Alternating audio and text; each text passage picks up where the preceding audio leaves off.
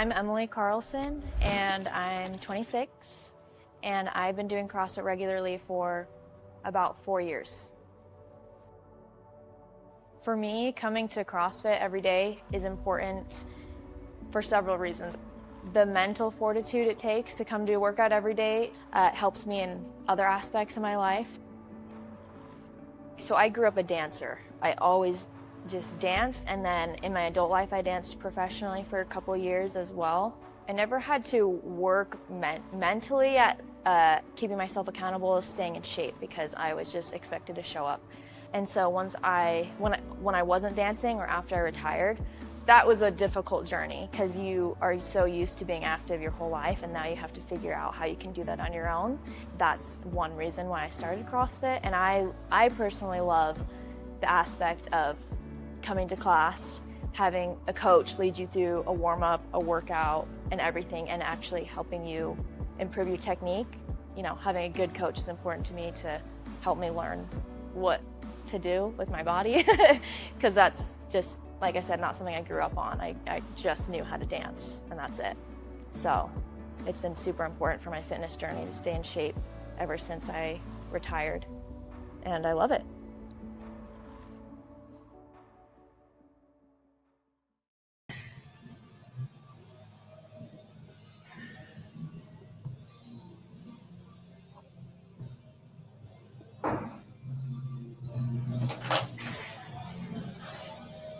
Can you hear me? I can't hear you. Myself muted. Better. Yep. Oh, good. Good to see you, dude. Yes, sir. How are you? Fucking amazing. As good as I could be for 6 a.m. So, wait, 7 a.m. Yeah. It's early over there. Yeah. Hey, back in the day, I don't know if you still have this company, but you had a company called Sickfit. Oh, yeah. That's old school, bro. Do you still have that? No. Is Sickfit still around? I don't believe so. Luke Kayam out of Arizona took it over, and then I don't believe it's an active company right now. No. And did it stand for Strength in Christ? No, it didn't, but that's a good one. I like that. But you've heard that before, right? I've heard people make that acronym. Yeah. Mm-hmm. It's awesome. Hey, dude, I think the world's ready for a reboot. Really? Luke called me probably 2 years ago and said, what do you think about this? And I was in a point where I was just like, yeah, pandemic. I was just not ready to do anything. But wow, that's a bold statement, Savon. Yeah, I think it's ready for reboot. Maybe it's just where I'm at in my life, but I think it's ready for a reboot. Okay, so what do you think the reboot looks like? Maybe it was kind of cool because no one knew what it stood for. Like, that's what I like, that. Like, it was kind of mysterious. So part of me is like, hey, just come out with it wearing. Are you a Christian? I am a Christian. So maybe part of me thinks maybe just come out with it like hard, like, just on the, just like it is what it is, or maybe keep it undercover again and never overtly say it, but it's just through the actions that show and the values of the company that show and the people who are affiliated with it show it. Wow. Or just come out with it just straight up. Hey, this is just Strength in Christ. I just think that I am not a Christian, but I've been watching The Chosen and I just fucking love it. And I've always had a like profound love for that character, that Jesus Christ. And now I'm watching the show and I'm just like, God, this guy's amazing. He did such good. I see him more as just like the ultimate leader, an ultimate civil rights leader, and setting people free. And if I'm not in my journey to to see him the way other people are, I'm okay with that. But it's also I don't know, just this morning I was in the shower and I was like, I would just started remembering as I start doing the podcast before it starts, and then the Sickfit popped in my head and I was like, oh shit, I never even found out if that's really what it was, Strength in Christ. But probably back then I would have been a little bit more standoffish to that idea. I even remember telling Froning, hey dude, you got to stop wearing your religion on your sleeve. You're going to alienate people. Mm-hmm. So when you say you're not a Christian, I was wrong. Yeah. When you say you're not a Christian, like what it comes up for you to say, like there's this person named Jesus, you're watching The Chosen, and you go, I'm not a Christian. And so what makes you say that you're not a Christian, and what does it look like to be a Christian to you? So maybe it's from the outside. Like maybe I would consider myself a Christian, but other Christians probably wouldn't consider me a Christian, because like I don't believe that Jesus raised from the dead. I don't disbelieve it. I just don't believe it. Do you know what I mean? I don't the same way, like I believe you that you're at your gym right now. I can hear the sounds and shit, but like I'm not willing to bet any money on it. Like, you know what I mean? Like my firstborn or no shit like that. I don't I got you. But every time that dude comes on this, I've always related from a young man to that guy's life as being amazing. I love all the words he comes out of his mouth. When I follow the tenets of the Bible, my life goes great. I think it's the best. It's like the best, like one of the best ways you could live your life if you want to be in tune with just a bunch of good shit happening to you and be in tune with good people coming in your life. And there's other things. I don't believe in evil. I would never call anyone evil. I would never say to someone, you're going to hell. Like those are probably the two worst things that you could say to someone. And believing in evil, I think, calls evil into your life. And I just don't see that.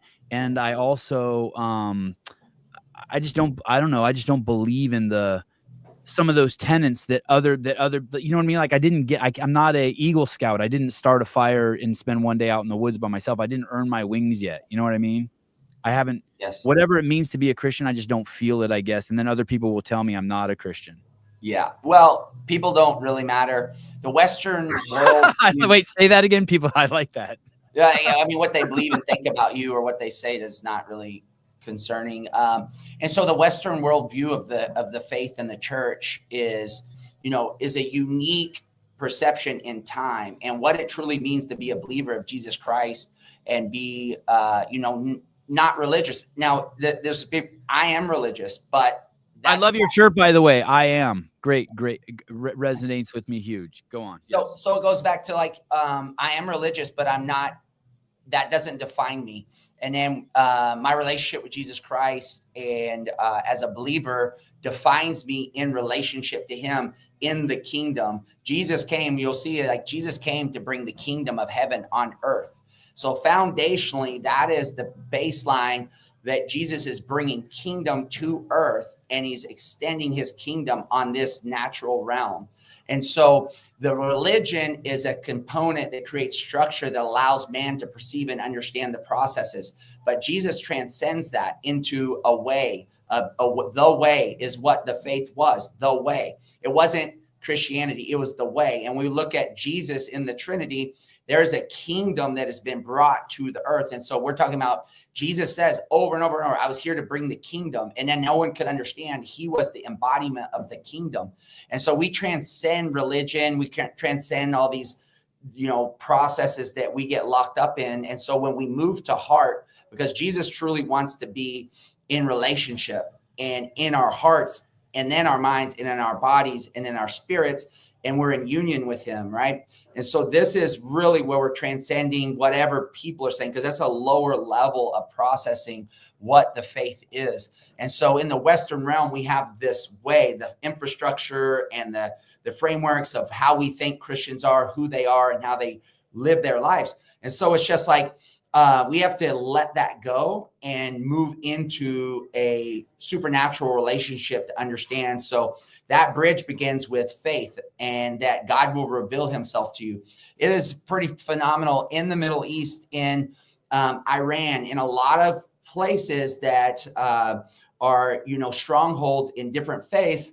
Jesus is revealing himself to them in their dreams. He's appearing to them in their dreams as Jesus in his fleshly form in their dreams, and they're having transformation. This is happening all over the world where there's different faiths that Jesus is appearing to them and they're transforming. You can just get on and start to see what is happening. And it's not, Jesus isn't appearing to them and go like, I'm inviting you into my religion.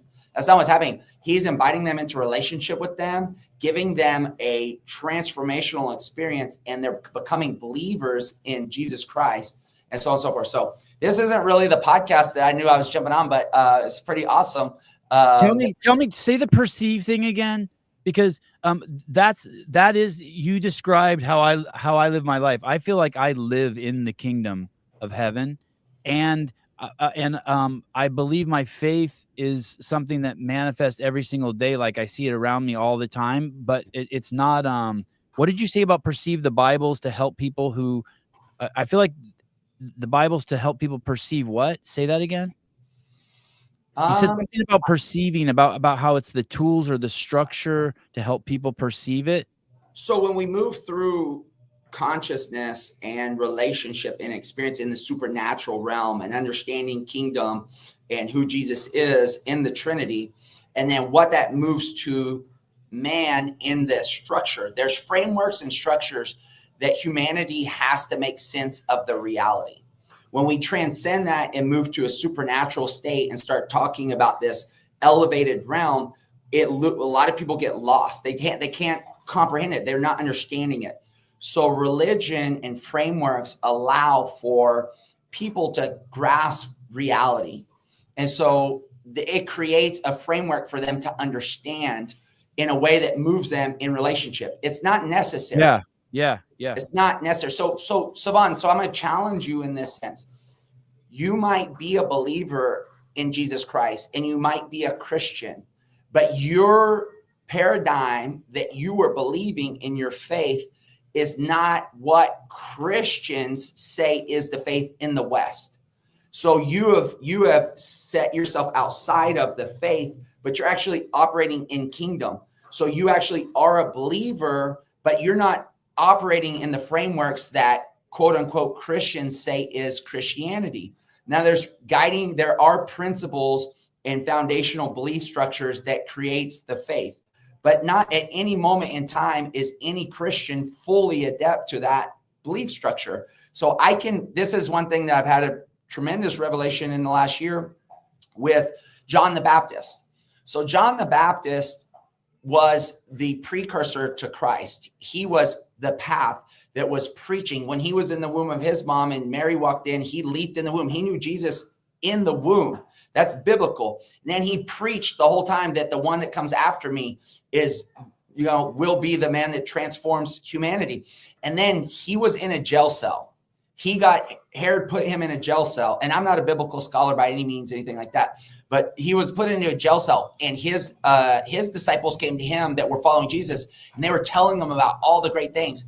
And he said, go back and ask him, is he the one? The man that preached him that he was coming, saw him, baptized him, said, is he the one? So it goes to the question, did John the Baptist question if Jesus was the one? And can a man believe wholeheartedly, preach his whole life, know Jesus, and at one moment in a jail cell, and those jail cells were probably like pit of hell, like, you're in your own feces and piss, and like you're in a dungeon, and he's questioning his whole freaking life. And it's like, so this John the Baptist, who is paving the way for Christ, is questioning. So it's just like, what I'm saying is like this guy, you can believe wholeheartedly and question the faith at the same time. This is an acceptable role that we all go through, and we probably process through it our whole lives. So anyways, a lot of the questions I would say, but in to counter what you said about evil, evil is freaking real, bro. You know this because there's the face of evil that's out there that you've been warring against through the pandemic. Evil is freaking real. So who is the source of the darkness? Now, I'm not telling people, like I'm saying, like you're evil, they're evil. Forget all that. Evil, the source of evil, light and dark, evil and good is freaking real.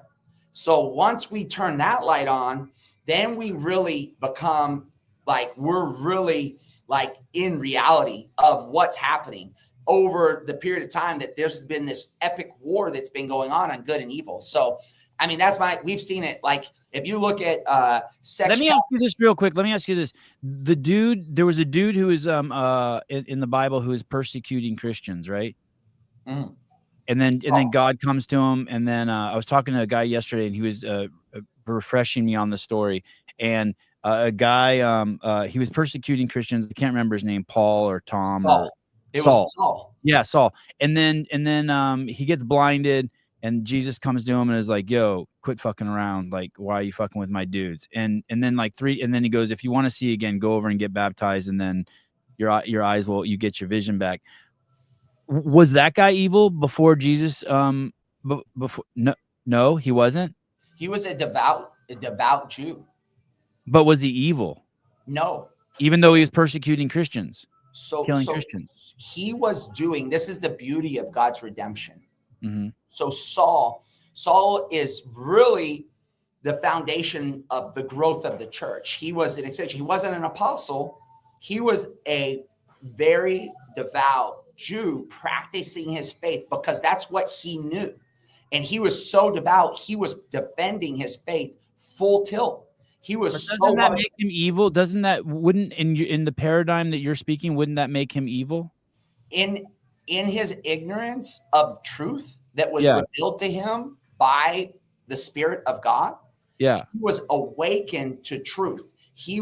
So this is where, and again, I'm not a theologian, I'm not a scholar. So I just am speaking from my understanding. Okay. And so in his ignorance of the Spirit and who Jesus was, he was defending the faith of Judaism and he was a hardcore committed, doing in his best ability. A light hit him, he fell, he was awoken to a new level of awareness of what the truth was, and he transformed and became a new man.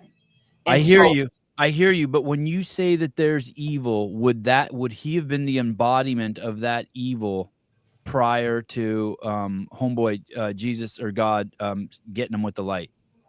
In the snapshot of the moment, you might have described that potentially as evil. Yeah. And then we move to we start to talk about morality, integrity, character, and what is ethical, which is baseline principles that we can all agree upon. And then we look at harming others. We move to more of a larger conversation about individual rights and who people can be and do and what and all that. That's a whole different ethical conversation about what it looks like to honor, your fellow man and woman and how you do all that. So, there's a lot. This is a big conversation. Pat Lang, I'm sorry, people. This is the definition of brainwashed. Pat, what if you just put a question mark in there? What if instead of saying, not me, of course, he must be talking about you. I could never be brainwashed. Why don't you just throw a big question mark in there? Just you don't even have to have that story. You could just be like, I don't believe in Christ and I don't understand what these dudes are saying. It's okay just to leave to let that story go. Never too late to go back and dislike the show. Thank you, David. That's one of the you're on a roll already this morning. Dude, I've had a flat earther on here. I was tripping on this last night with someone. I had a flat earther on here, and there were people in the comments who were so pissed. And I was trying to understand why I can't even empathize or even remotely understand why it would upset someone that someone else thinks the earth is flat. I was like, how is this upsetting you? Who don't you just want to know why this dude thinks the earth is flat? How the fuck is that upset? It's a trip. People are a trip. Yeah. Yeah. Do you care if I thought the earth was flat, would you not like me? No, I would not dislike you. I think it's interesting. I actually dive into it's interesting too. I like the maps and shit. I'm like, oh, this is easier to understand. I like to dive into it, and I can get pulled into it and start believing. I'm like, oh, this is really makes sense. Yeah. And then you pull yourself out of it, and I love to play. I mean, that's the power of this human intelligence and imagination. You get to play games. You can play is it a flat earth? Is it not a flat earth? And play the games, and then you can fly around the world and be like, oh, maybe it's not a flat earth. So anyways. You nailed it. 1 minute I'm watching, I'm on an Instagram account that's flat earth. And I'm like, yeah, this motherfucker's flat. And then the next minute I'm watching Fox News and they're like, a rover just landed on Mars. I'm like, fuck, that's awesome. And I'm believing that story. Yeah. I'm just like, this is good shit. Yeah. The Fittest experience, you're sending 2 people to the CrossFit Games. Well, technically 4. 4, 2 boys, 2 girls. Is that fun? Is that like, this, I'm curious what you think, being that you know, what year did you find CrossFit? I think you've been around longer than I have. 2005. Yeah. I'm a year behind you. 2006 for me. When the affiliate model, you know, is like you pay your money and you can do whatever the fuck you want, right? Like you just, there's like, you know, you just got to have like your L1 or your L2 or something. It almost looks like they're moving the games to that model. Do you know what I mean? Your competition is now an anointed CrossFit Games affiliate. I picture someone like you takes a lot of care and respect and like deeper than most people for that, because you've seen the game. You know, you were at the first games. You've been in every single open. You've sent athletes to everything. You've had the people lose. You've done it all. You know what I mean? You know, broke bread, sticking with the biblical theme, with Greg Glassman many times. What do you think about that? That it's you and your team that pick 4 of the only 60 athletes. See that quick math? That go to the games. Wow. Is it? Are you digging it? Wow. I mean, you're bringing a new perspective to the mind, because things happen so quick for us to step into the role to host this event. Yeah. And so the opportunity to be a part of this in a unique way was like 17 years for me in the making, from when we launched the Fittest Games, which is now the Fittest Experience, because I'm not a guy that wants to be heavy regulated. I want independence and the uniqueness of how this rolled out. We, have been involved and participated in so many different ways, but like being told exactly what to do and how to do it is not my forte. But being able to express what we do through the sport and host something like this was very appealing to me. And so thinking about it, yeah, this is a very unique opportunity that only comes once in a lifetime. And the uniqueness of it is, I don't know if it'll happen again or not. This is the first change every year around here. Yeah. So that's the uniqueness. I would say like it's a pretty big risk to do it, because there's a lot that go right and a lot that can go wrong. And there's so many unknowns, but really my team was like, we gotta look into this. We got to see if this is a potential, and, being able to get the opportunity to do it, it was an honor and a cool thing to be a part of. And, we'll see how it goes. It's a first time deal. We've been running competition for 17 years. I have a phenomenal team. CJ, Bird, who's on my team, Bryce Collier from Coda CrossFit, Jess Powers, who's a part of our core team, and then our production for execution. Everybody's been in the trenches for years, from competing at CrossFit Games, hosting semifinals, hosting the Fittest Experience, programming. We just have an amazing team that we've really been able to bring together since the pandemic, that understand the sport, been there, competed, hosted. So the attention to detail and execution is very high. And so, but the pressure, like there's a tremendous amount of pressure too, because you want to do it right. What year did CrossFit Central open? 2005. Holy shit, dude. You're in your 20th. You're having your 20th year right now. This is it. Oh my goodness. So you've been running this, the Fittest Experience, formerly known as, you said, the Fittest Games? Yes. For 17 years. What happens? How do you find out, and how do you apply and become one of the hosts that finds 2 of the fittest 30 men and 2 of the 30 fittest women to send to the games? Tell me, like, you're sitting around at home and Dave calls you, or what happened? No, the new structure rolled out, and like on the internet.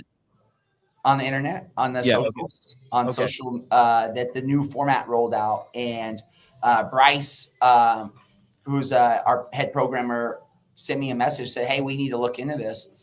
And I messaged Chase Ingram, who's the South Central affiliate director, said, hey, who do you know at the contact with the games and whatnot? He put me in contact with the team, J Mac and those guys over there. We did a call, interview one, just talked about what we're up to, what the Fittest experience is, who's our team. And then we did a follow-up call, and we got approved to be a host, and then walked through the steps.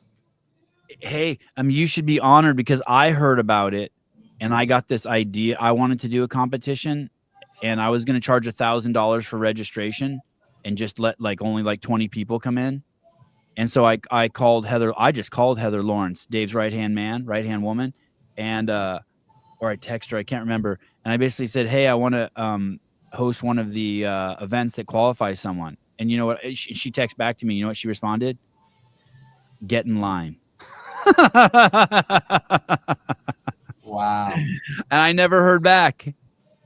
I was gone. So you should be really excited and really proud. And I like it that you're nervous, because we're covering a few semifinals and I'm nervous as fuck. I don't know why. But you just want to make sure that, I guess, like you said, you deliver, right? You don't want to let anyone down. Yeah, I mean, absolutely. There's so many factors that play into it, but at the end of the day, we're going to have 36 men and women coming to compete for those elite individual divisions, and running a world-class production for those athletes to test themselves and to walk them through the process of being, through the inside the ropes, ensuring that they have all the logistical processes and our staff and our team to execute at a high level, to ensure that we find the top 2 males and females, and that we do a balanced, well approach to the whole competition, and that we put on a great show. Because it's not only them, the elites, we also have our community division. We have athletes that are invited, that are able to sign up and participate. We'll have, 150 athletes coming in to compete. We have our team division, our elite teams of 4 that will be coming in. We have 48 teams of 4 that will be coming to compete.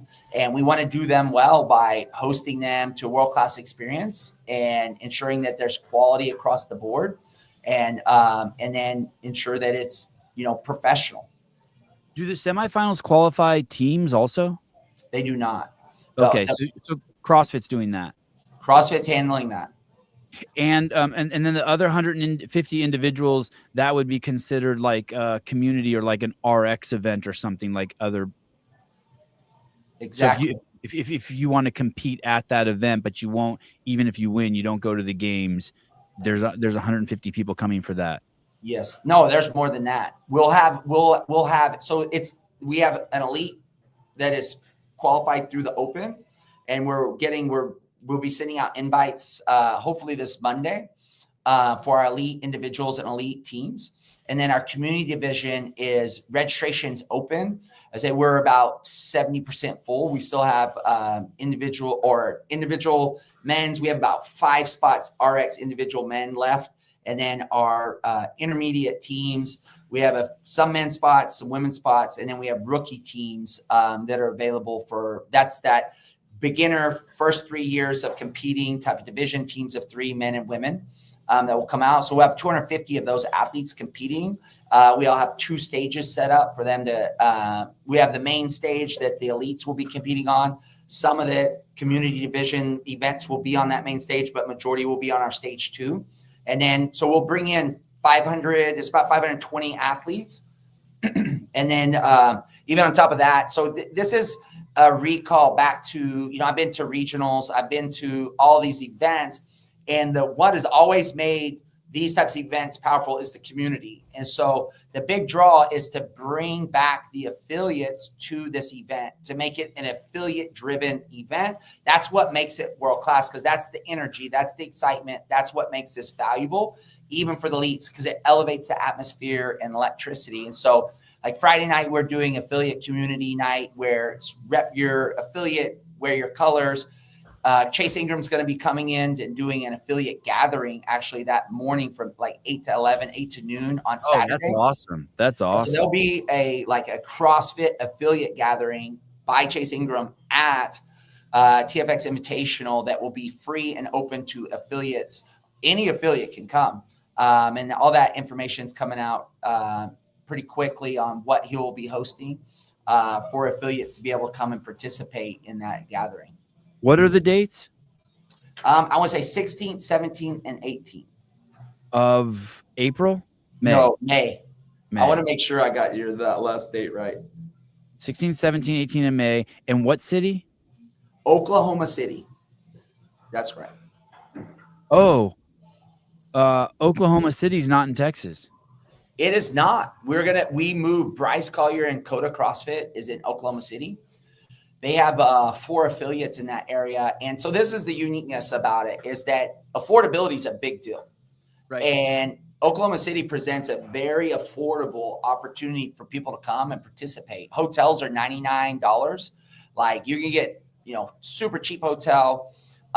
There's an airport. There's an international airport that's there. That's easy entry, easy access. They have a great downtown area. A lot of restaurants. They have the Brickyard area that's been redone. So it's just like this unique middle America town that presents, big city, opportunities that we can do it at a very affordable price for our athletes to coming in. And it's not something that's just going to gut you whenever you go like, I spent thousands of dollars. No, you can literally spend hundreds of dollars to come and participate in the event and not feel like I can't do this, Has it ever been in Oklahoma City before, or has it always been in Texas? So that's the uniqueness of our event, Savon. So we have a year-round calendar. So I have TFX. We have throwdowns that we host at CrossFit affiliates. Last year we hosted 25 throwdowns in the month of June. This year we're going to host them in August. So we give the education to the boxes of how to run throwdowns in their communities. We have 3 tier levels of events. You can host 30 people in your gym. You can host 90 people in your gym.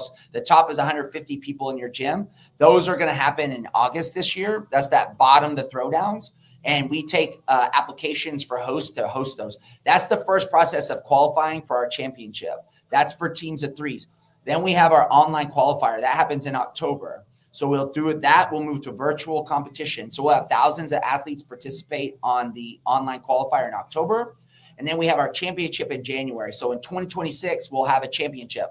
The Invitational is the 4th leg of our year-round calendar that we host. So this is something unique that we're hosting Oklahoma. Then boom, we'll be back on our throwdowns, our online qualifier, and our championship. Hey, so the TFX championships just happened in January. Yep. And normally that's where the season ends. Yes, and then we move to the Open and the CrossFit Games season. Okay, and then if you wouldn't have hosted this TFX Invitational, you would be in your off season right now. We would be until June when we would have hosted our throwdowns. We just moved back to August. And how long has this been going on? Man, this has been 17 years in the making. So I had no idea about this. So TFX is you're a straight up league. I wouldn't necessarily consider a league. Like we're a amateur competition that has some elites train with us, but this is an opportunity to grow. That is our bread and butter, is that we are an amateur season for athletes to build them through. When I look at here, like Rebecca, I'm going to mess up her last name. I know you know.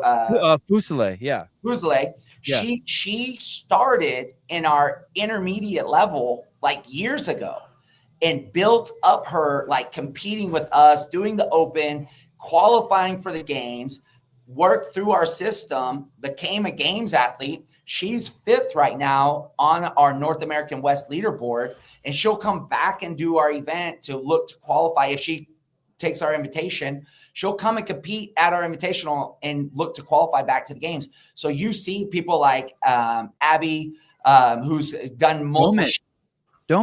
Doman. Yeah, she came through our event as an RX female athlete, then went pro in our division, went to the CrossFit Games.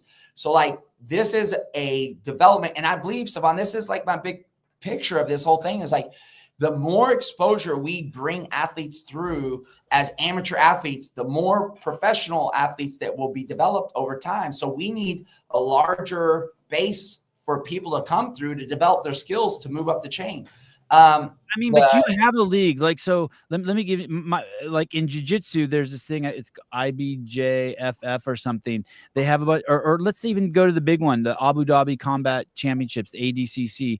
They do local events, and then from the local events you qualify to, I think, like a bigger regional event, and then if you win that regional event you go to the championships. You have that's in place. TFX, you can do a throwdown in a low. You can't go to, you have to do the throwdown before you go to the championships, right?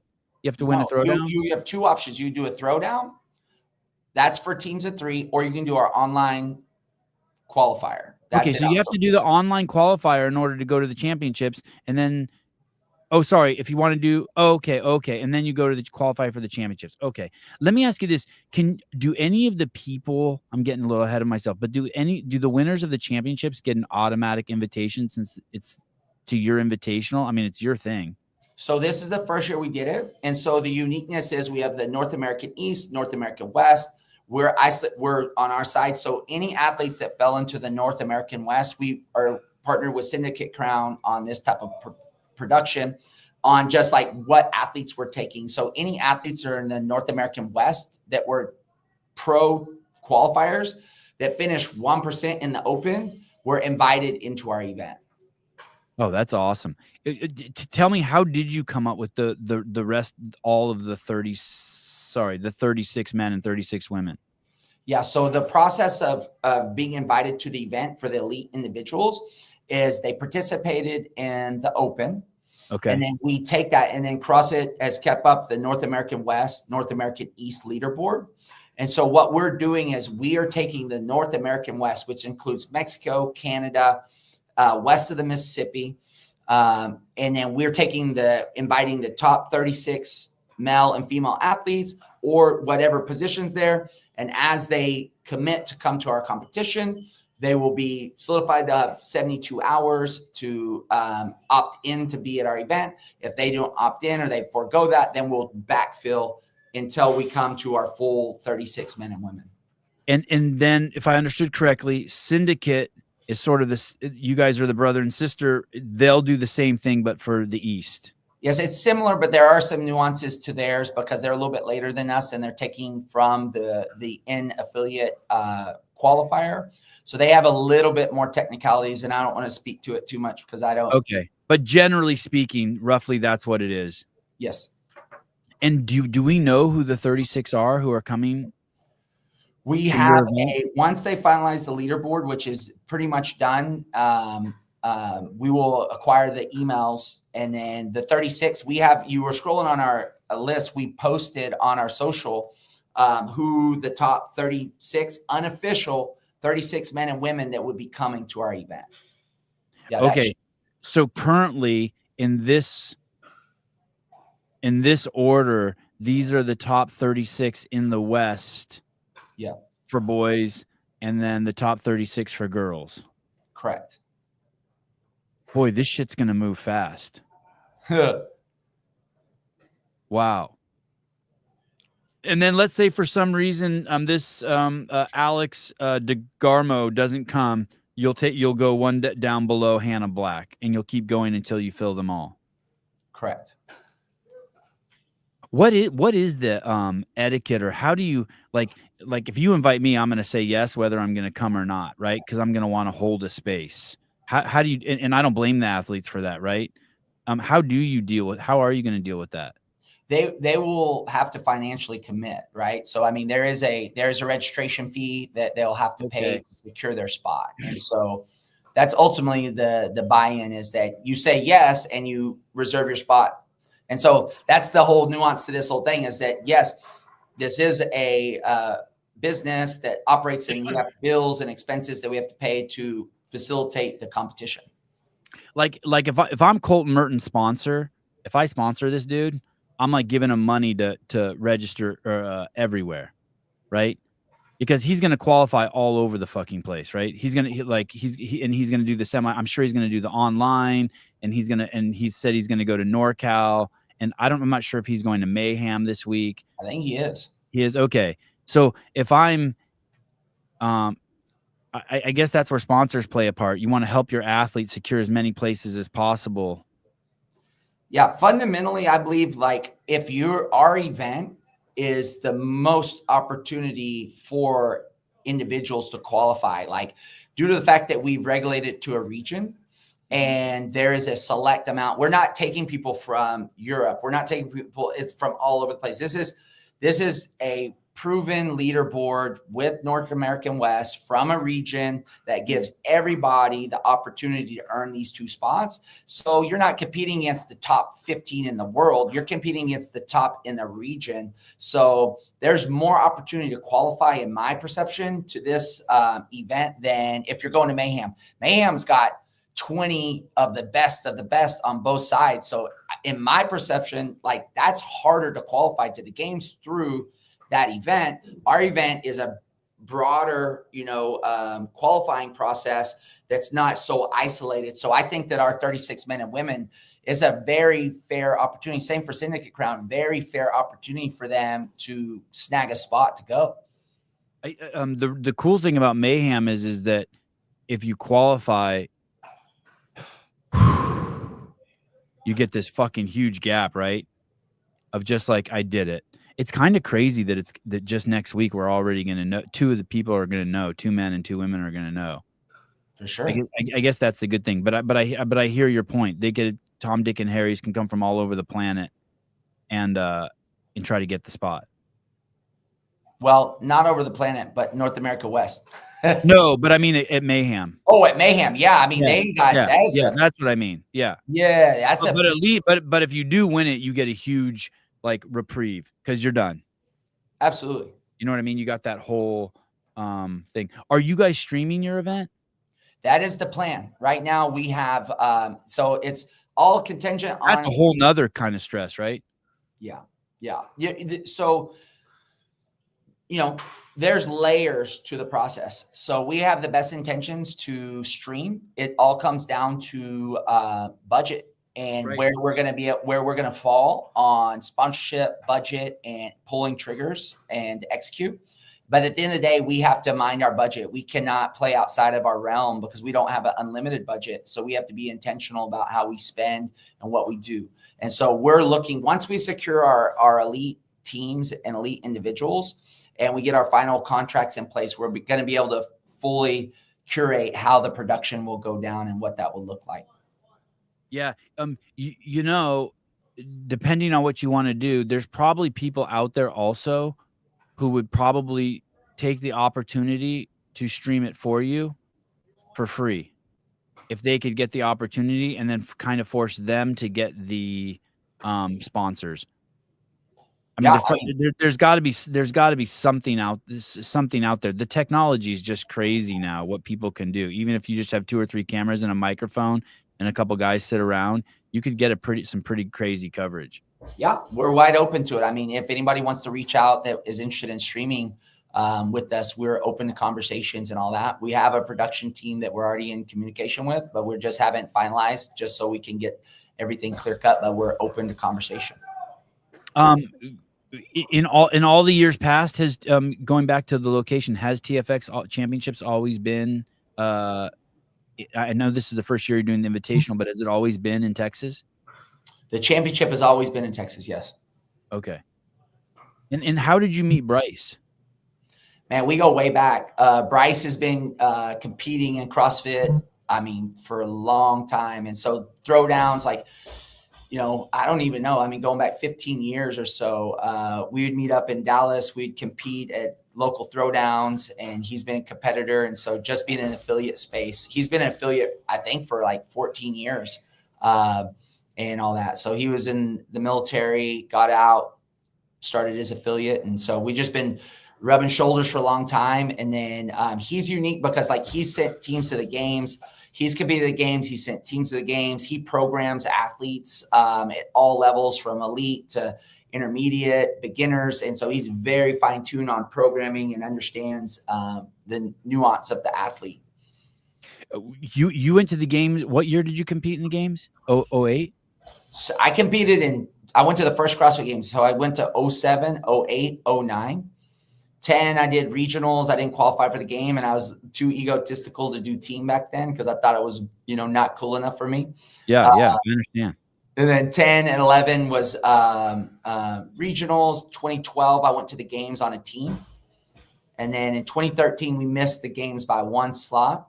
And then 2014, I opted out because my wife went to the games on a team that year. We had a 2-year-old, so I took care of the kiddo at that time. And then 2015 was my last year to do team at regionals. So I competed for almost like 8 or 9 years, probably a couple of years too long, but.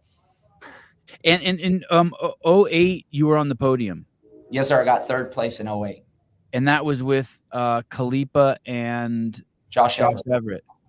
Oh, God, I can kind of see that in my head. That's crazy. Wow. God, wow, dude. That's nuts.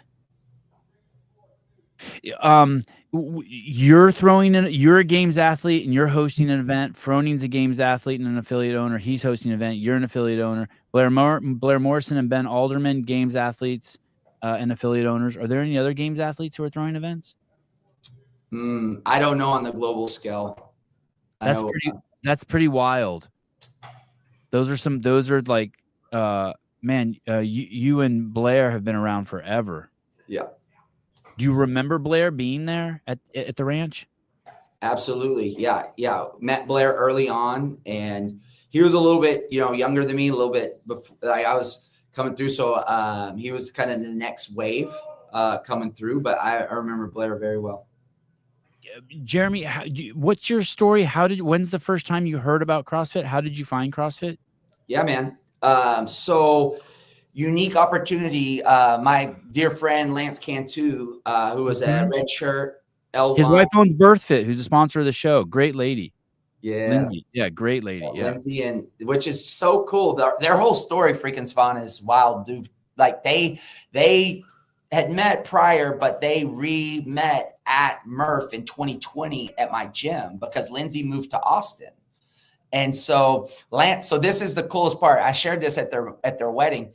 So Lance was a Marine. He was going off on tour. He met a person, as the story goes, in Australia that was running. He's just shooting the shit with them. And what are you up to? They're like, I do CrossFit. And he got on the boat, checked it out, and instantly we were just, best friends. Life, met each other when we were 11 years old, man. And he got on the boat. We trained, played high school football together. So we were just brothers, and he sent me fitness in 100 words, nutrition, lean meats, fruits, vegetables, seeds, nuts, little starch, no sugar. And I was just like, what is this? And so he sent me that. What year was that? August of 2005. Wow. And then, so I started digging in. I was into kettlebells at the time. I just got introduced to stuff, and I was looking at a kettlebell certification or a CrossFit certification, and CrossFit had everything, and it was cheaper than Pavel's Dragon Door certification. It's like $1,000 or $1,500 cheaper. So I was like, I'm gonna get my L1. And my sister Carrie Kepler, and I was like, Carrie, let's go get our level 1 cert. We can open a gym. We can become an affiliate. So in November, we went out to Golden, Colorado and got our L1. Glassman was there. Josh Everett was there. Lauren was there, like Annie, Nicole, Eva, all the base foundation. And you were training around like Navy SEALs, your operators, everybody you're just like blown away by it. And we were hooked, right? And so anyways, origin story that Lance got me into it. Lance was a Marine. Then eventually Lance finished his service, came out, worked with me in Austin for a few years. Then he became a red shirt L1, traveled the globe, spreading South America, spreading, CrossFit L1s in Brazil and all that. And then anyhow, come full circle, Lindsay moved here from, LA, Venice area, and was training at the gym. Lance came and did Murph. Those guys met, and boom, they got babies together now, and all that good stuff. So just super good people. Super grateful for them. I remember I just typed in Lance Cantu, Sevon, thinking that maybe there was a chance in hell I could find the picture. I remember being in your gym, and you and Lance held an overhead position while Carrie Peterson and we took pictures of you doing it and Lance doing it, and Carrie Peterson and I hanging on the ends of the barbell. And there was some movement involved. Yeah. God, I can see that picture in my head. Yeah. And I remember, I think, and so when I met Lance back then, he was a Marine. He was in. Yeah, that's nuts. And then, and then shout out to the Marines, man. They're one of our sponsors for the Invitational. So they're coming in. Yeah, the Marines got the Border Patrol, the Marines coming on. How did you get the Marines? It would be, man, the U.S. military should be sponsoring every single fucking CrossFit event. Absolutely. Through our sources, we had someone that was a competitor reached out and got us connected to the proper office, and our sponsorship team communicated with them, and they're coming out full force, man. They're going to be a big vendor on site and coming in as a sponsor. So we're super jacked to have the Marines. If I was Pete Hegseth, I would make sure the military dominated CrossFit competitions. Like, it's a drop in the bucket of his budget, and I would fucking build something somewhere, and I would make the fittest men and women in the world, and I would just own that competition. It would be like all 30 athletes who go to the games would be somewhere in the armed services. Like, fuck you, this is ours. I would just take it over. You know what I mean? They could do it for a very small amount of money with insane publicity, right? Wow. And think of what it would do for the affiliates too. Huge. Yeah, worldwide. I mean, it's the greatest brand. I wonder if you remember it this way. For me, one of the big catches for CrossFit, besides just how it made me feel, just getting the chemical rush after a workout, was the fact that, holy shit, this is what people do whose fitness and survival are most closely linked on the planet. So if you want to be the best prepared, if shit fucking goes sideways, you better be doing CrossFit, because it could help you jump over a fence or run away or drag one of your friends away. And I thought, well, that pretty much sums it up. If your life is determined by what you eat and your fitness, and this is the ultimate program. Was it like that for you too? Were you like in the early days where you're like, shit, this is what all the people who depend on their fitness for their life are doing? Yeah, ultimately, like as a survivalist and wanting to be able to defend myself, defend my family, and be just peak at everything I do, like that's what CrossFit was. It wasn't a sport. It was, hey, I'm going to be a weapon. I'm going to be my own weapon that can protect myself and be the best I can be. And now I'm 43 years old, and there's no question. If you want me to go run a half marathon right now, I'll go run 13 miles. If I'm going to go and deadlift 400 pounds, I'm going to deadlift 400 pounds. It's like, I can clean, 200, I'm not bragging here, 275 on a clean, and I can clean 275. I can just do this, because I've been doing it for 20 years, longer than that. And I want to be doing this until I'm 80 years old. I want to be doing it when I'm 90 years old. I want to be moving, riding, walking, climbing, like all the objectives that were set forth in the curriculum that CrossFit is. So it's like, why? Because it's so you want to live a life of depth and breadth and experience nature, experience relationships, experience challenges, and CrossFit brings all that together for us to be able to experience. And we were in Telluride for a little spring break trip. My sister-in-law lives up there, and we went to CrossFit Telluride. It's 1,200 square feet box. It's so cool. They've been an affiliate since 2009. And wow. We went in because I hadn't done the open yet. We drove Friday all the way up. It was a 16-hour drive and all that. And I was like, man, I have to finish the open.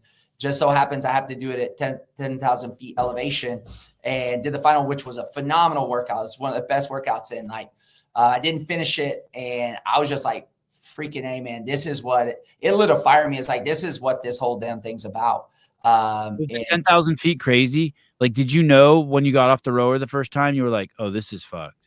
Yeah, the wall walks is when you went like my wife is there. She's a beast. And she's just like, let's go, let's go. I was like, if I don't pause right here, this won't happen. Like, just give me the wall walk so I can get to the next part.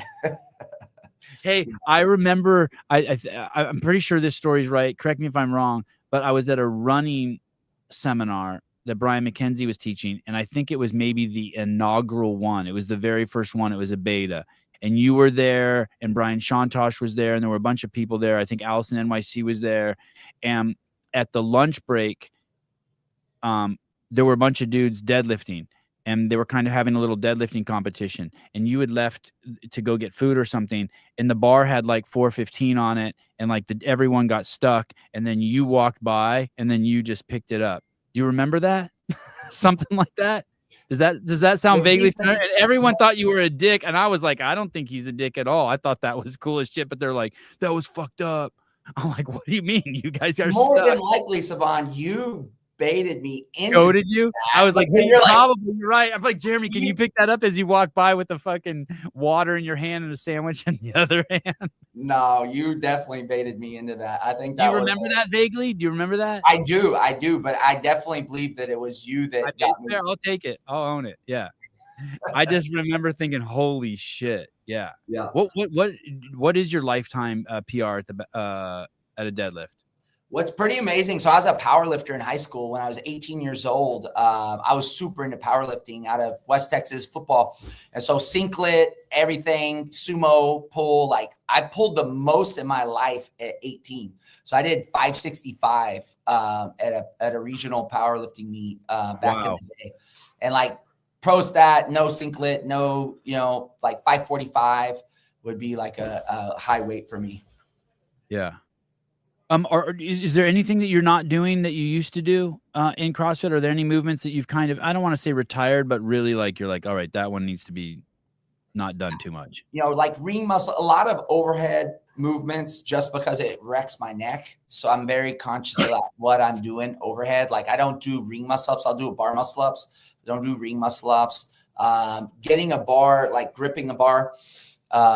Really, I got to fully engage my core to make sure my abs are in place so I don't wreck my neck. But man, that's the one thing though that happened. I was talking to Chase Ingram on yesterday or Wednesday. When I got like that fire that got lit at me in Telluride, I came back in. I said I rejoined my gym. So I've been doing running. I'll do 1 Metcon, 2 Metcons a week, and I do some EMOMs on my own and like kind of do my own thing. And when I got back from Telluride, I went in to do their 7 o'clock class, 10:30 class. And I was like, you know what? I'm rejoining my gym. So on Monday, I re-signed up to be a member. And now I'm participating in 5 classes a week of CrossFit. Wow. Yeah. So I signed up. So today's day 4 of that journey. I came in this morning at 5:15 and did the class because like that's the only class I could get in on my schedule to balance out my day. So this is my 4th day of doing CrossFit Central classes here at the gym. So we did a gnarly, we did bench open with a couple auxiliaries. We did 100 double unders, shouldered overhead, barbell lunges, barbell jump overs, 10 rounds, just jumped in and crushed it. What's it look like? The people now versus let's say 2007, is it the same cast of characters, or you're like, okay, there's the young girl there's the guy with the former drug addiction, there's the old lady? Has it changed, or is it the same archetypes in there? I think the uniqueness of affiliates is that they mirror the ownership. And so I would definitely say we're an older affiliate. And when I say quote unquote older, more like the 28, 30-year-old to 45-year-old demographic, which has always been the case. But I wouldn't say we have a lot of younger folks in our gym. But we do or do not. We do not have as many 20-somethings in our facility. But now, though, this is kind of the evolution through the pandemic. And now, like, I have like four, half my staff is in their 20s, which wasn't the case for a little bit of period. But now, like, I mean, from, 24 to 29, like I got a lot of younger guys and ladies that are working with me now, which I love because I can talk trash to them. And then they typically beat me up, but just good Do you think, I always thought that there was a really close connection between the explosion of CrossFit in 08, 09, 10, 11, because of the economic kind of situation that was in the United States. Things were hard. And I always thought, oh, these are people who maybe went to college or didn't, or lost their jobs. And they're like, fuck it, I'm just going to go. I've always wanted to be a trainer, or I'm going to work out in my spare time. And I always thought that that played a role in the growth. I don't know if you thought that, but do you think that because of, do you think that we could see that again? Because we're just coming out of fucking 4 years of just misery, economic misery. It's tough. It's really tough to say what is shifting. So yeah, trends in the market and trends in society and the needs of people. And so there's this boom in the run club community. There's this boom in the rucking, rucking community, and rucking is like this massive thing that's happening in Austin. And I think nationally, like, people are really jumping into rucking with groups and yeah, Cariana and her husband started a rucking club that I think is doing really well in Jersey, wherever they're at. Yeah. One of our clients' wife, I just saw a picture of him. She started a rucking club. I messaged her, say, hey, this is a great partnership to promote. She does a rucking club once a month that gathers. And so my point is, I have another young guy. This is actually his office in my gym. William, he moved from New Jersey to Austin. He started a group called Studs Up, and it is a group that is their objective is to acquire skills and mind, body, spirit. And he's a Christian. They do Bible studies, but they do jiu-jitsu. They do CrossFit. They do cold exposure. It's a club. They have access to our CrossFit gym. They go out and they're doing a golf tournament this weekend. And so there's this new, organizational, gathering point that people are wanting to be a part of. And, if CrossFit, if the vision of CrossFit can fully be communicated, then I think that people will bend back to what this space is, because the need is so high. But anyhow, so another conversation.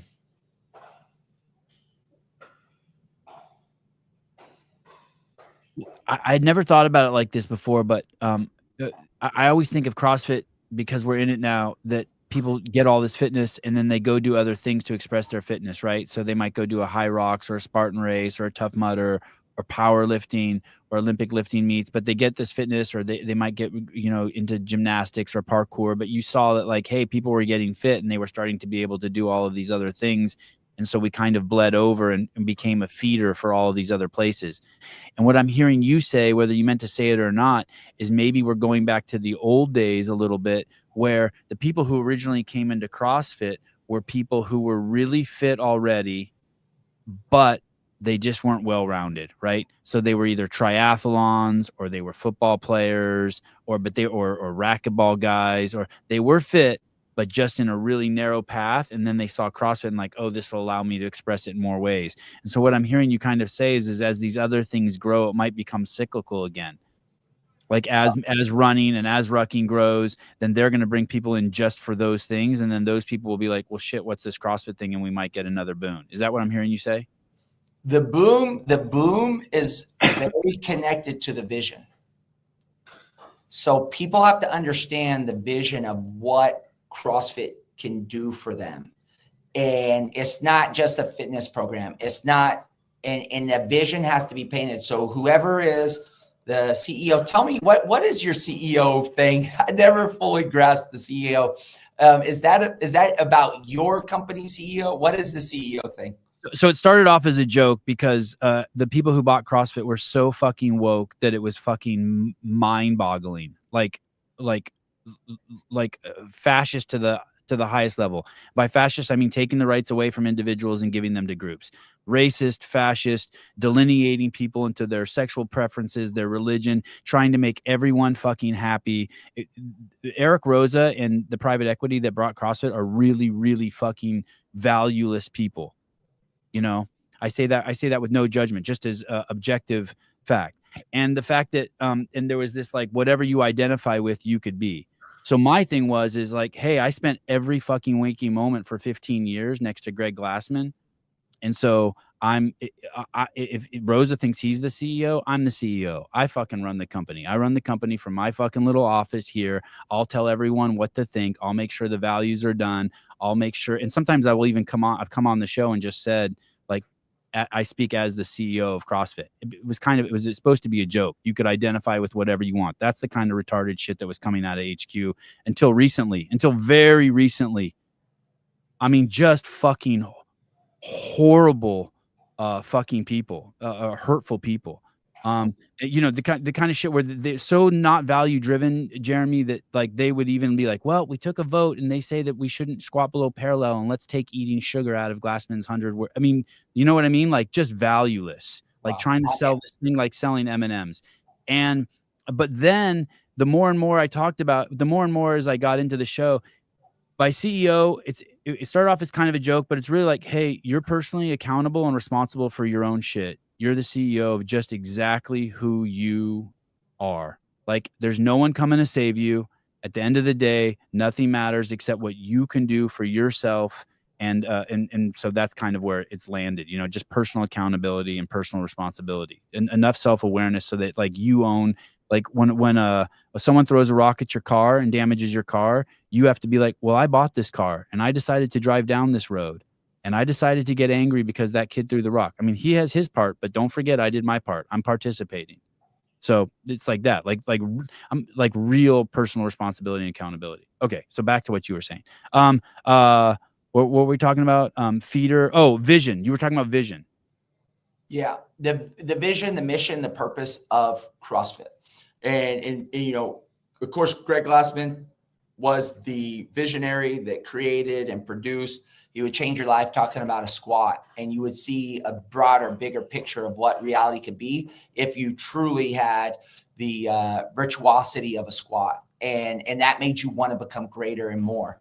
And a lot of times Greg would say things that would be over my head. I just couldn't understand. And now as I've aged up, it's like, wow, he was saying something that was beyond what I could comprehend.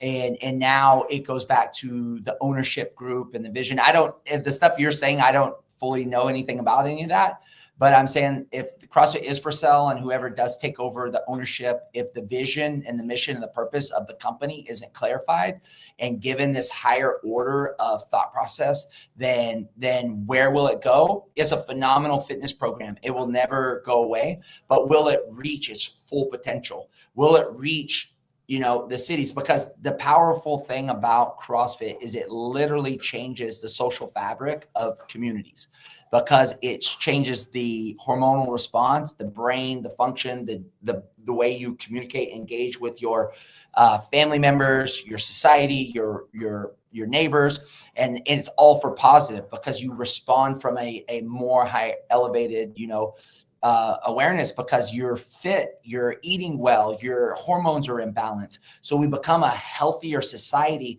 that can function and work through problems and do hard things.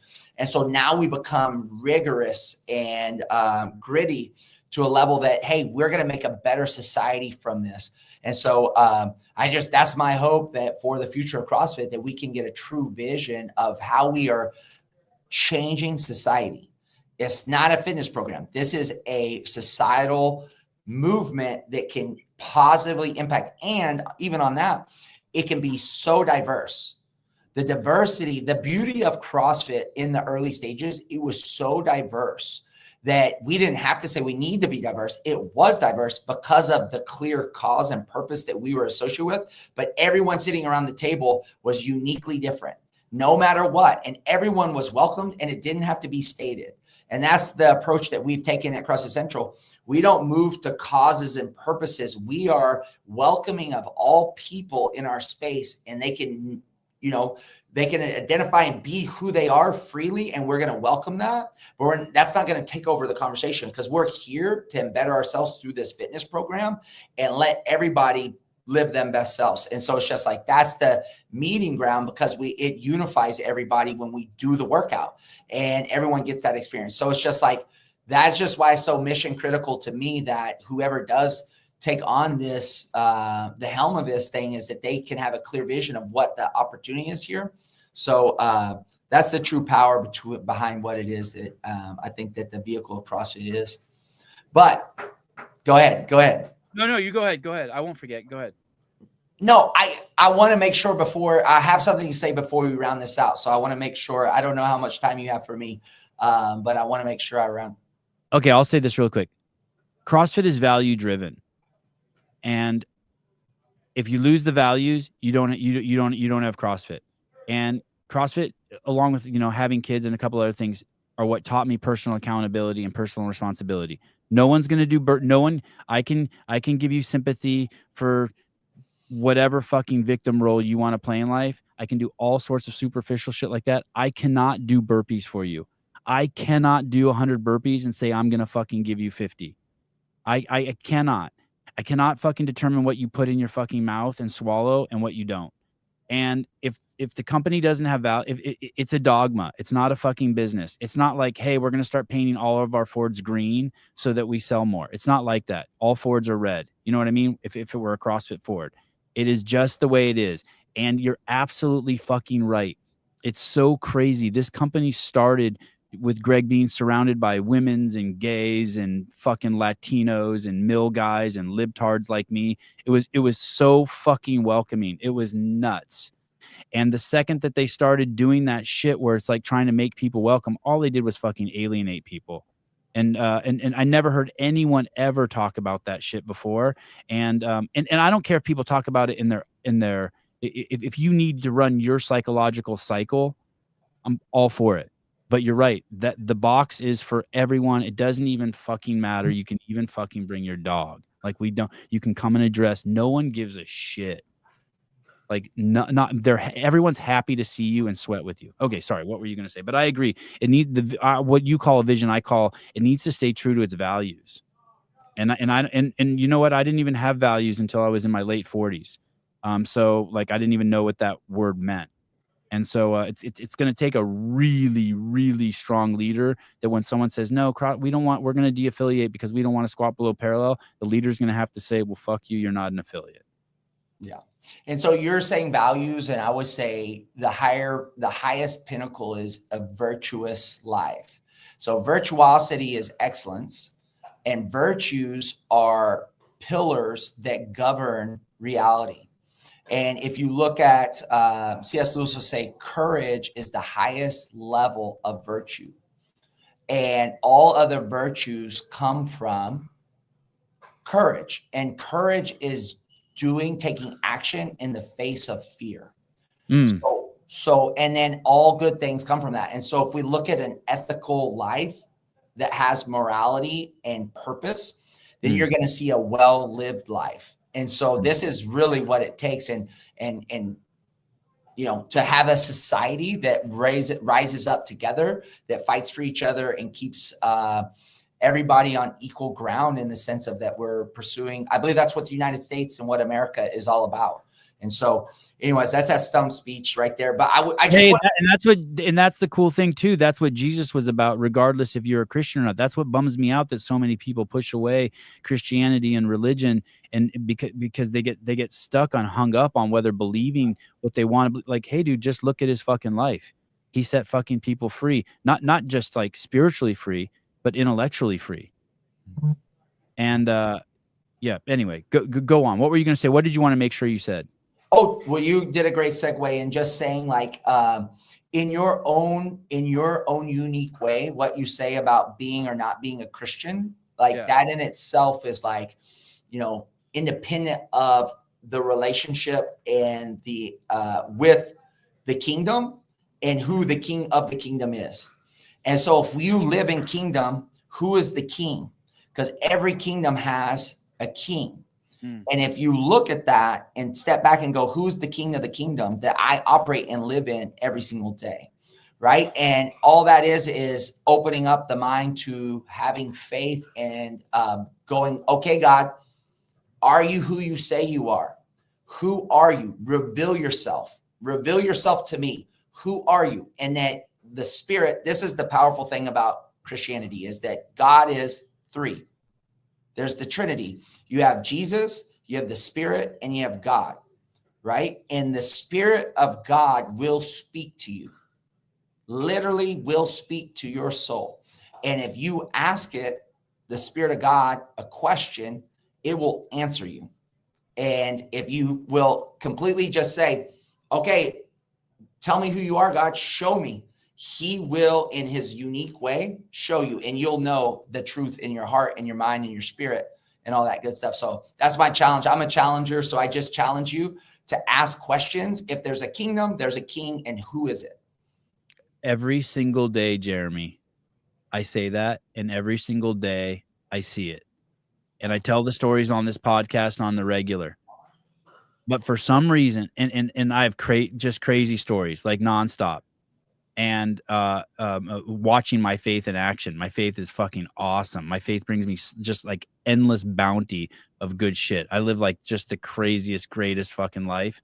But for some reason, the fact that I don't believe he raised from the dead or that he's the only way gets a lot of people really fucking hung up.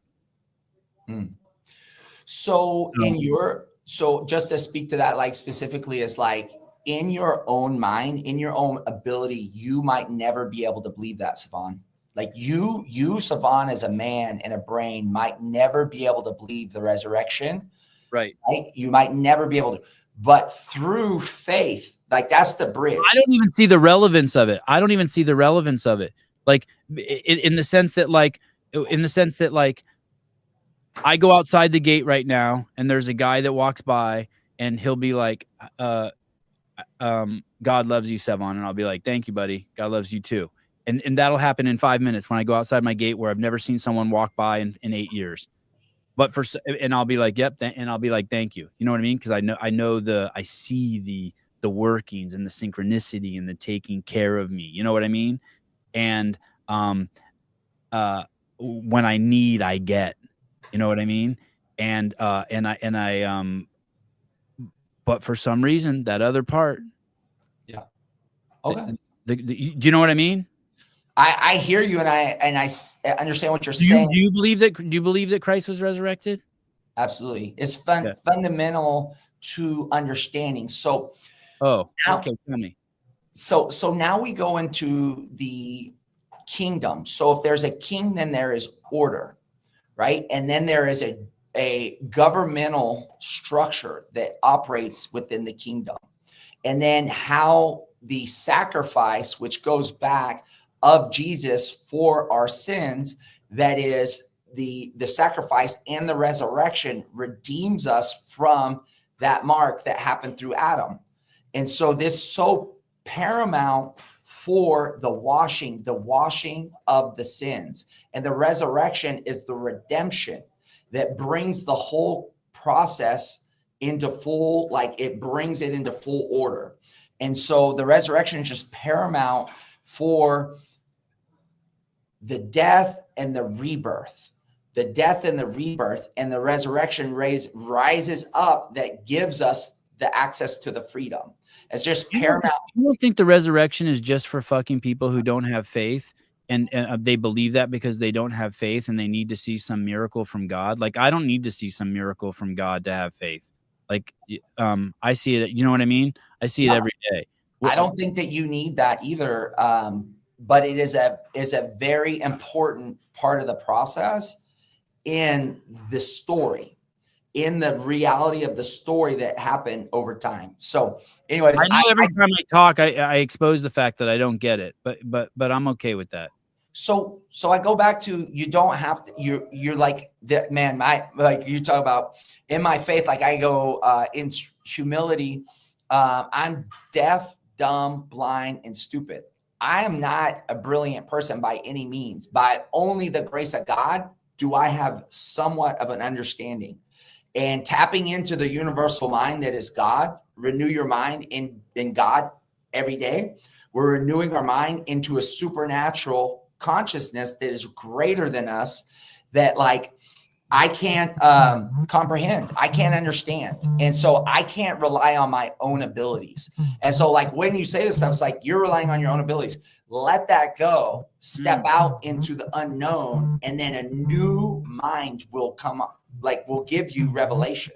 So it's a supernatural realm, man. That's like where I go into it, like where I go into my faith, and I think like I'm not a cookie cutter. Like I'm a Christian. I'm a religious Christian person that has a lot of stuff I don't know. I don't understand. I very much like the supernatural realm of like what's possible from even the mysticism.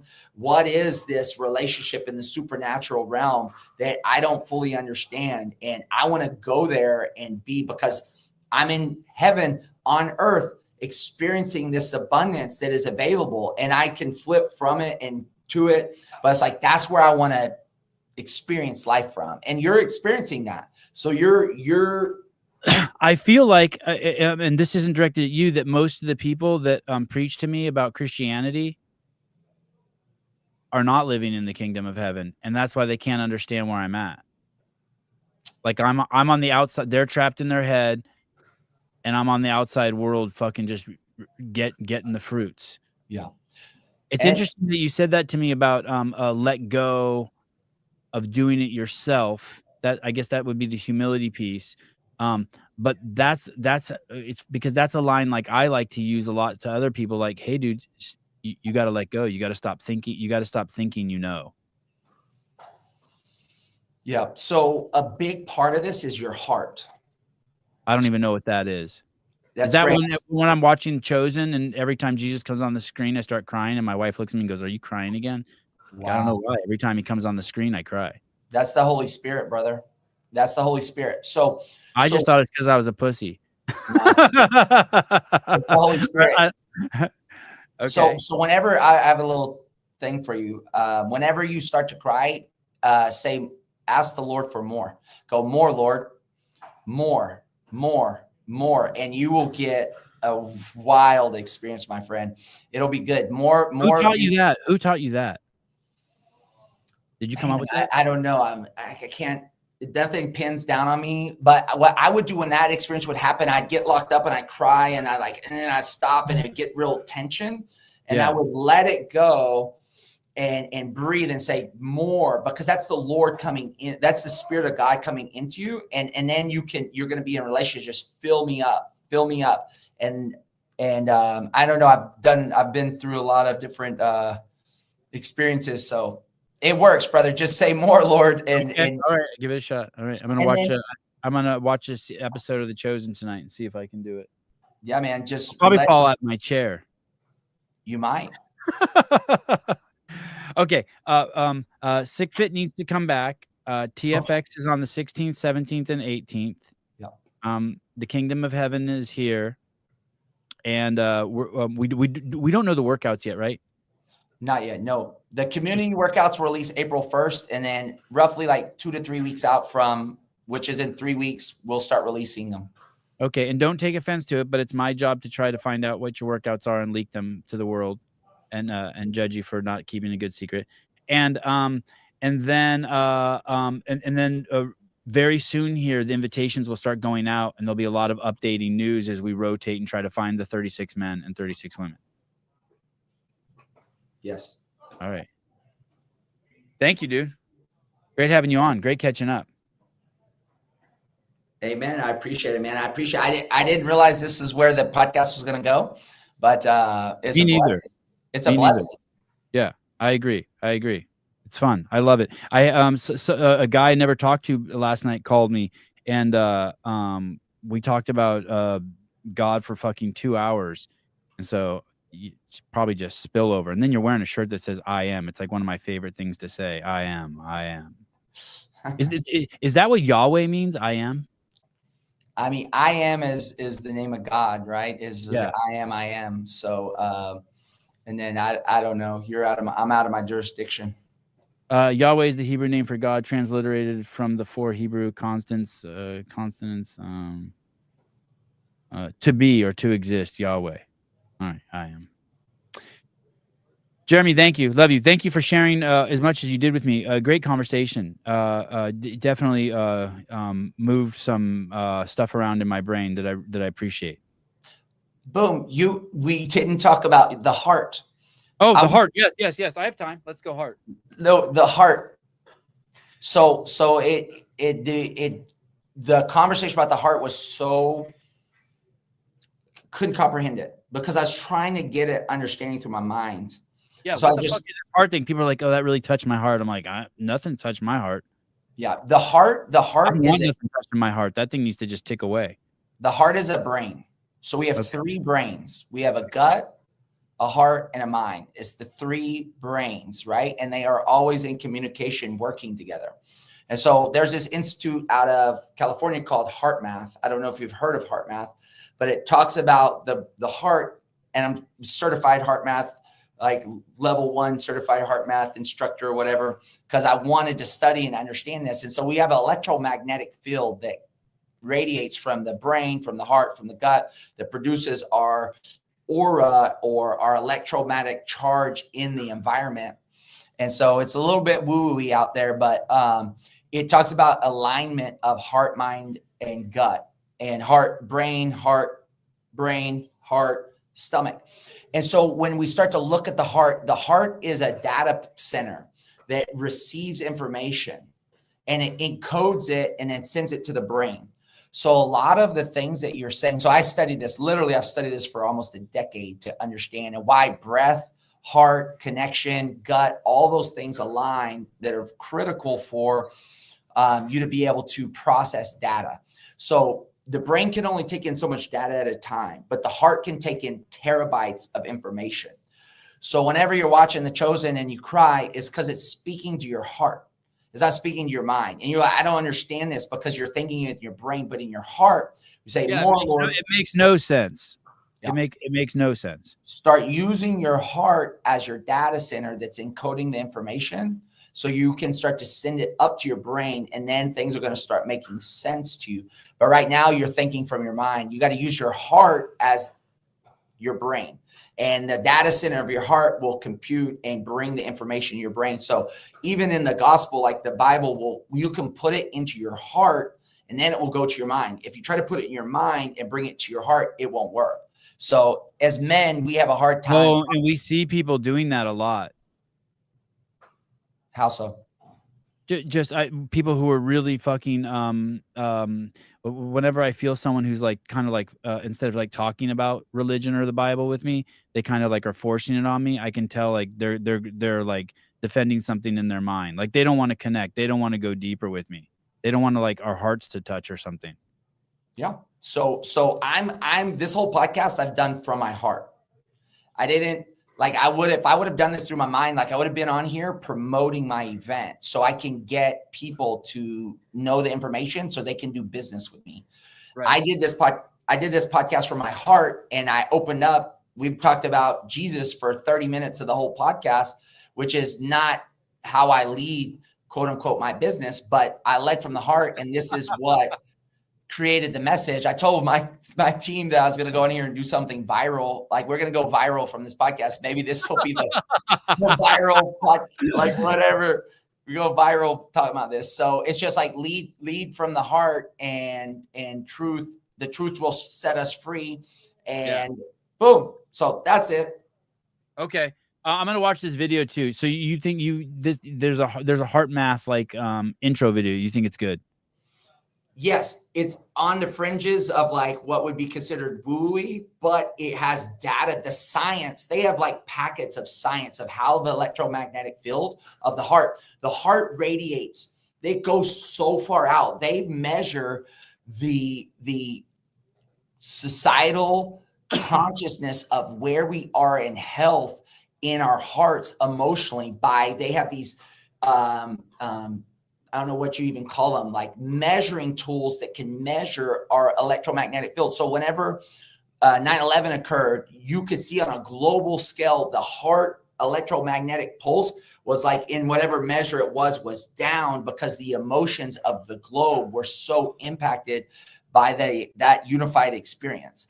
And so it's so crazy you say that, because when 9/11 happened, I felt like everyone around me went to sleep. I felt like this emotional wave of just like, oh shit, we went to straight fucking zombie land. Like everyone just went fucking in their head and went unconscious. Yeah, is because the emotional downgrade of have you ever heard of the book Power versus Force? No. Oh, that's But I remember really tripping on 9/11. I was like, this isn't good. Like there's too many people who like they just turned into zombies. You know, like zombies only have one mission. They just sit there, and then when something makes noise, they go try to eat it. That, you know what I mean? I mean, I wouldn't say that I wasn't a zombie myself, because I was, 20 years old, 19 years old, and I was just like shocked by what was going on. And I thought it was like the end or whatever, or because I was impacted by it.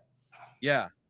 But anyways, bro, we're off on left field. Let's call it a day. I'm going to jump. I live in left field.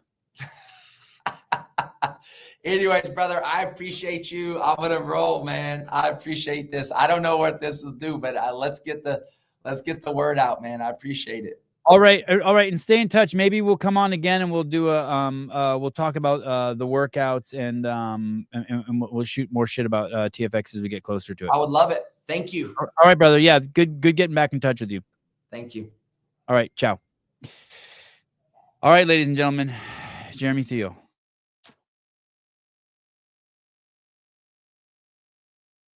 Repeat after me, David Weed. I accept Jesus Christ as my Lord and Savior. David, say it. Pat, maybe tomorrow for you. Let me see what's going on here.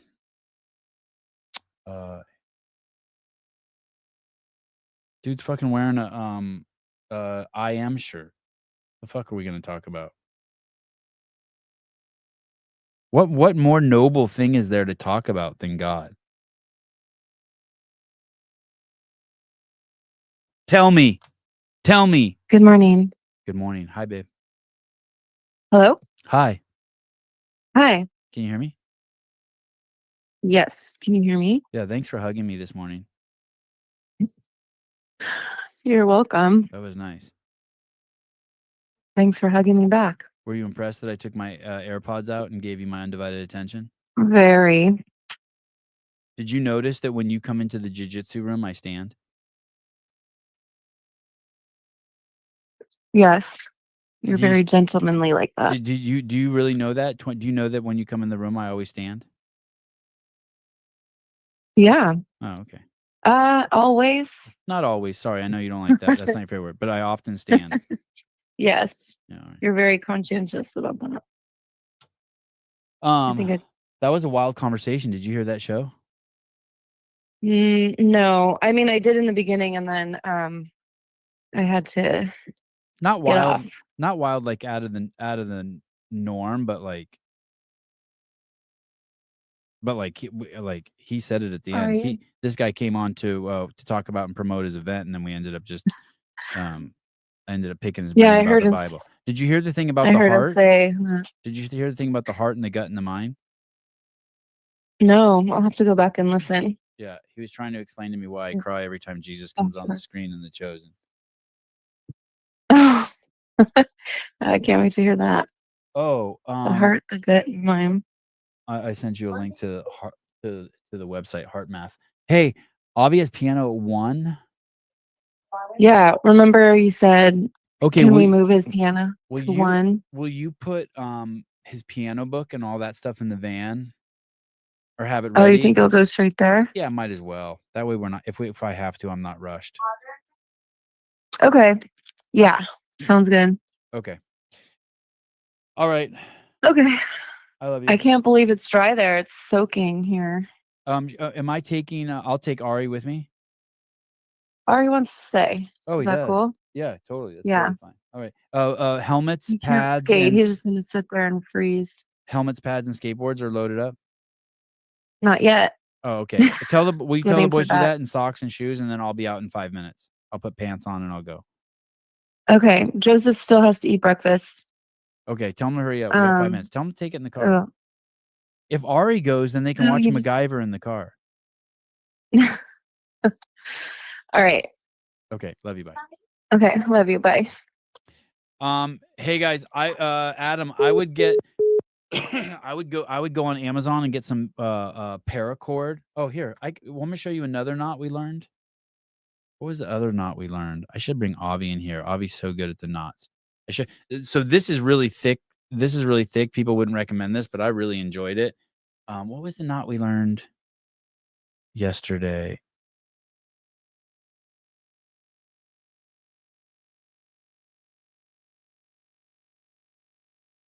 We learned the perfection loop, and it's called the fishing knot, the perfection loop. Oh, I'll show it to you. Fuck, I remember it. So I'll show you the perfection loop. This is for, I think this is for tying hooks to a fishing line. So you make a circle like this,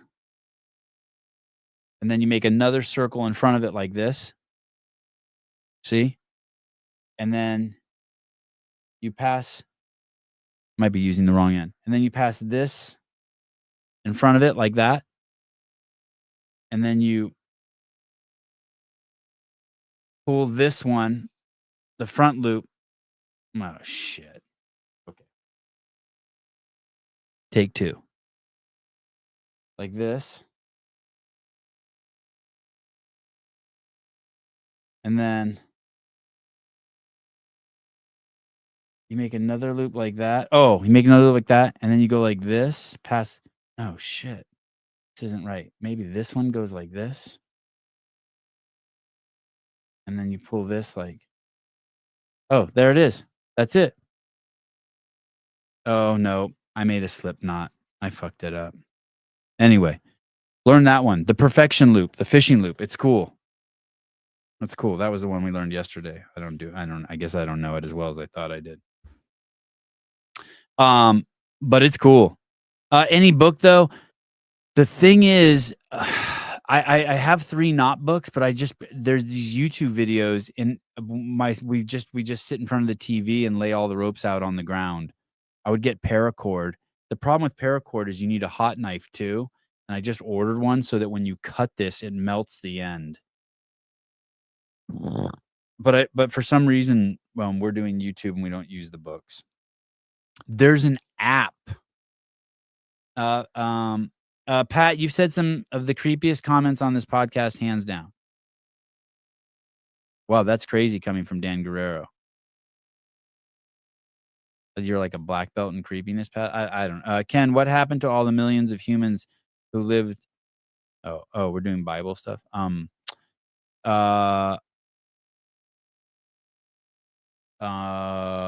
There's an app. There's a knot tying app. It's called like Grogs.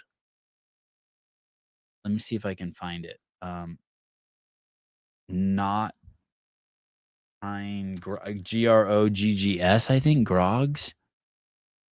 Rogs. Knot tying guild. Knot tying Grogs. Is it Grogs? Grog. Check animate Grog. Grog knots. Animated knots by Grog. Learn how to tie. Maybe this is it. Oh yeah, dude. This is it. I found it. This is like I think this is like the authority on knot tying shit.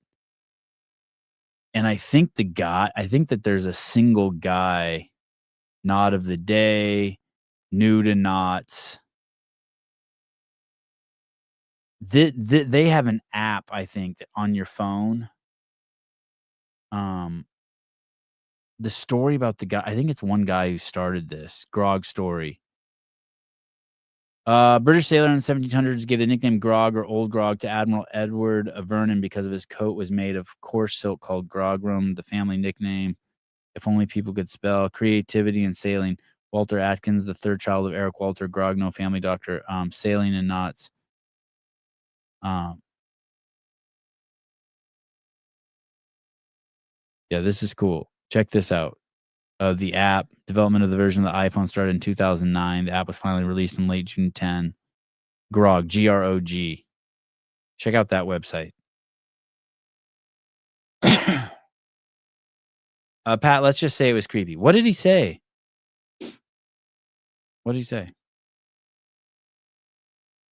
Yeah, just watch YouTube videos. That's the way. All right. I'm going to get in my car. I'm so excited. All sorts of crazy shit's happening to the podcast again. There was kind of a lull. I had stopped chasing. I wasn't looking for sponsors and shit, and I was just kind of just coasting, and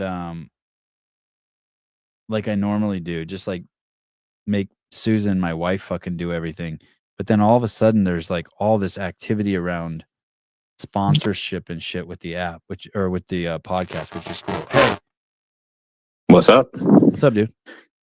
It's a law of attraction, man. You just keep doing what you're doing. Hey, and dude, they'll find you. Yeah, it's crazy. It's crazy. I do have a favor. Oh yes, tell me. I love doing favors. A few days ago, and I'm gonna send you here on the. A few days ago, my coach at my gym had her house burned down. Oh shit! Wow. Yeah. Started going back to a gym. The owner's really, really cool. Made me really like. Give me 1 second. Give me 1 second. Sorry. Hi, babe. You'll probably have to stop for gas. Okay. I'm talking with Gabe real quick, and then I'll be there. Okay. Bye. Okay, go ahead. So you're the owner of your gym's home burned down. Yeah. They lost everything. It was crazy. Just had like a 1-year-old a baby, and I mean, I can imagine all the memories and everything that they had there, and just fucking just gone completely. So I sent you a link to a GoFundMe. If you could share it, I'd appreciate it. I don't see it. You sent it just now? To the live number. I can send it to your personal number too. Oh yeah, could you text it to me and then I can pull it up on my computer? Yeah. I mean, I hate doing stuff like this, especially like if it were for me, but it's not at all for me. She's a really cool lady. Like, checks up on me, on the baby, on my wife. Always asks how we're doing. Always asks, Oh, really dude, cool that dude could be your brother. The husband could be your brother. In the photo. Probably, yeah. As her husband, really cool guy too. So like extremely welcoming as any good CrossFit coach and anyone who does health and fitness. It's just a sad story. I mean, the community's been able to raise a lot of money already in like 36 hours. How did their home burn down, dude? What happened? Do you know? Like, it's like one of those complexes where there's like a lot of homes and they're shitty built. So you could just imagine one house and they all just go up. So it was did anyone else lose their house besides her? Yeah, a few other people did. I think, I don't know. Like it's one of those tough things where you don't want to ask a lot and you don't want to like pry into it. The cool thing is to my knowledge, they're staying at another coach from the gym house. But like imagine just your husband, your wife, plus your baby going somewhere is just fucking terrible, man. And I know, this particular community is super giving and fucking awesome. So, I'm just reaching out with my heart, not with my brain. To solid call back to just to kind of shed a little bit more light on this couple's life and this beautiful baby that they have. And I hope that obviously money isn't going to return all their like valuables and all their possessions that they had and memories that they probably had of like baby toys and all that shit. But thankfully nothing happened to them. They're still together, and it's a tough position. But hey, man, I want to give as much as we can to this couple. Hey, does that heart talk resonate with you? Like, do you understand heart? Like when someone's like, "Oh, I feel that in my heart," or "from my heart," or why do you need to feel like there is a disconnect? Why do you need to feel like there is? Why can't it all just be one? A heart. Why can't it just be heart, mind, and gut are all just one? It's just all one. Yeah, because because you're siloing three different. It's like, I don't know. Maybe it's the same as like being able to distinguish between like tasting, hearing, and smelling. I don't know. They're all I'm just making that up. But then, I made the decision based on my heart. Okay, well then, does that mean that don't you have to find a balance between, if you think that there's three, Don't you have to find the balance between all of them to make a decision? Then you could easily make a decision and be like, oh, it was just a heart-based decision. And then like, it wasn't, it just feels like a cop-out to me. And I get it. And I understand why people want to silo and make those compartmentalized decision-making. But no, like, fuck, if I'm watching a show and I cry, I'm assuming my brain's taking it into consideration and be like, nah, go do your thing, man. Like, you want to cry, just fucking cry. Hey, here, let me give this as an example. Let me give this as an example. I just came up with this. What about this? So, like, sometimes I'll say something mean about someone on the show. Not like I didn't think it was mean to say John Woolley jack off to Danny Spiegel. I don't think that's mean. But I mean, like, I think one time on the show I called Annie a dumb bitch, and then afterwards I did not feel good. Yeah, I mean, and maybe my mind is like, yeah, she's a dumb bitch, and my heart was like that didn't feel good. They're all part of the same operating system, correct? Okay. So, yeah, I mean, I like what you're saying. Like, why it should just all be one. Like, I don't like distinguishing either. But people always talk about heart. My sister uses that word a lot. People use it, and I'm like, what the fuck is this heart thing?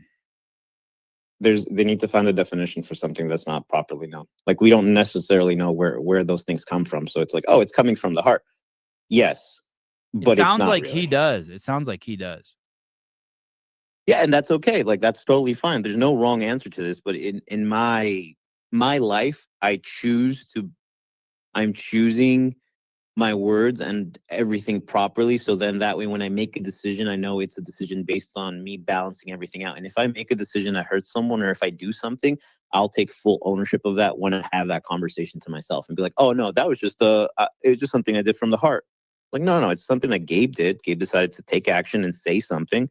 So it makes taking responsibility super easy. And then when you divide it, in my opinion, when you divide that within yourself, you're leaving, there's like some gray area where like, oh, I'm not going to take the responsibility. It was something that was done emotionally, right? From the heart type of thing. Oh shit. Wow. But that's just in my world. No, I can see it. Yeah, I can see what you're saying 100%. But that's, again, this gentleman, I'm not being mean to David Weed. He just needs some tough love from my heart. Yeah, David, I mean, everyone here in the chat's awesome people. And even when they say things, it's like they're saying it to give back to the community, or like to as like a spark, right? So even if David says something that's off the cuff, it's like, oh, okay, it's inviting people to have a conversation. So wow, that's big. Also how I that's look very at big picture of you. Yeah, he's contributing. Everyone's contributing to the whole. Yeah, it's fuck, man. Like, even though he may be the douche who throws a pack of firecrackers in the fire once in a while and fucking it's dangerous, but at least he's adding to the fire. Yeah, you need that one person at the bonfire that always does something he's stupid, throwing tries to jump it and falls into it. Yeah, or he's throwing his empty beer cans in the fire and we're all having to smell the burning metal. Exactly. One last thing, because I know you have to leave. We just did our first coffee show last Saturday. Oh, is it on YouTube? It was one of no, like a coffee expo. Oh, like a coffee. Oh, yeah. We went to our first all coffee, no CrossFit, just straight coffee drinkers here in New Jersey. I was fucking anxious. I was nervous because, you know, in CrossFit, I know our coffee is fucking the best, point blank and simple. Yep. But this is like peers, people that know shit about coffee, and god damn it, did we fucking kill it. It was so reassuring knowing that like our coffee is fucking even great amongst our peers. So Paper Street Coffee, PAPER, self-service there. Coffee, yeah. All right. Thanks, buddy. The reason why I don't have street is because this Canadian company doesn't want to fucking sell it to me. So I'm working on it. I've been working on it for the past 5 years to try to get Paper Street Coffee. Well, it just pissed me off one time when someone bought a bunch of coffee and they bought it from the wrong one. I was like, that sucks. But it was a smaller company than mine. It probably made his day. But I appreciate you constantly saying the ST. God, you're in a good headspace today.